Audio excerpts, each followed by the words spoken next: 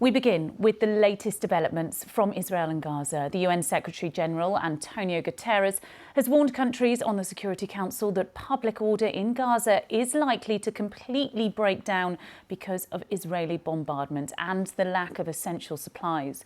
Israel's Foreign Minister has sharply criticised Mr. Gutteres, saying his tenure is a danger to world peace. Well, in the last 24 hours, Israel has carried out more heavy aerial bombardment across Gaza in its fight against Hamas.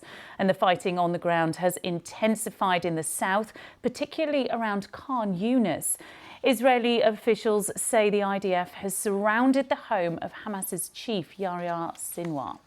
Well, let's cross live now to Jerusalem and our correspondent Yolande Nell. And Yolande, good to have you on this morning. Antonio Gutteres there saying there could be a collapse of public order. Israel's foreign minister, however, sharply criticising that. What is the situation like on the ground, and how likely would you say is this collapse? Well, I mean, certainly, if we look at the fighting that's been going on, first of all, the pictures this morning, you could see smoke was still rising up from the north of the Gaza Strip.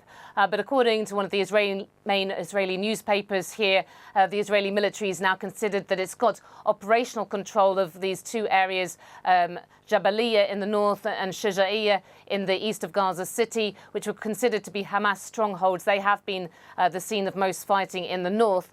The real attention has gone to Khan Yunis, the biggest city in the south of the Gaza Strip. That's where we've had these very fierce battles going on, we understand, between Israeli forces and Hamas fighters who are holed up there. And Israeli forces saying they're now encircling the house of Yahya Sinwar, the Hamas leader in Gaza. I mean, that is mostly symbolically significant, really, because he and other Hamas leaders who are thought maybe to be in Khan Yunis are really thought to be in underground tunnels, hidden well out of the way. But we had Israel's Prime Minister Benjamin Netanyahu coming out saying that this really showed determination. It's only a matter of time before we get him, Mr. Netanyahu said. And Yolande, just while you're speaking there, viewers have been just seeing the devastation in Khan Yunis and young children walking around looking injured. A lot of the focus today on the humanitarian situation. Is aid getting to those areas where that fighting is intensifying? I mean, that's a big complaint of the UN, and we had the UN's aid chief, Martin Griffiths, coming out saying that the situation in Gaza is now apocalyptic. And he was really complaining that because people have been crammed down, they've been told to evacuate even from Khan Yunis. Of course, people originally told to move from the north to the south for their safety. Now people have fled into a small corner in the very south of the Gaza Strip, next to the border with Egypt. People are living on the streets, sleeping rough. There aren't enough shelters to go around, and it's very difficult to both get aid delivered to them there, but also aid delivered then to other parts of the Gaza Strip because of the ongoing fighting, because of road closures as well. And so actually Martin Griffiths saying meaningful humanitarian efforts are now virtually impossible. And Yolande, just briefly before we go, when it comes to food supplies, medical supplies as well, there's been a huge focus on the hospitals out there trying to treat the wounded.